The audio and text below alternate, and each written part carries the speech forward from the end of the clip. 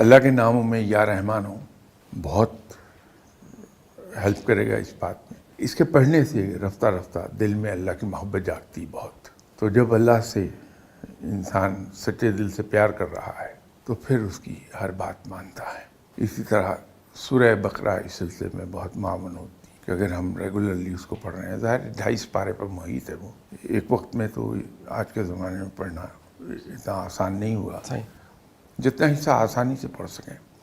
کیونکہ عبادات کے اندر ایک چیز ہے کہ ہم شروع میں جوش و خروش کے ساتھ ہم زور بہت دے دیتے ہیں عبادات میں. اسے ہم مینٹین نہیں کر پاتے. کچھ عرصے کے بعد اس میں کمی آ جاتی یا چھوڑ جاتے ہیں. تو عبادات کے اندر انسان کو ایک کام یہ کرنا چاہیے کہ وہ ہم اتنا کریں جو ہم ہمیشہ کر سکیں ریگولرلی پابندی کے ساتھ. تو کہ چونکہ خود رب تعالیٰ بھی آپ صلی اللہ علیہ وسلم پر درود و سلام بھیجتا ہے. تو جو بھی چیز اس میں لپٹی ہوئی ہے درود و سلام میں وہ اللہ کو مرغوب ہوگی. تو اللہ تعالیٰ اس کی صدقے اس دعا کو بھی قبول کر لے گا.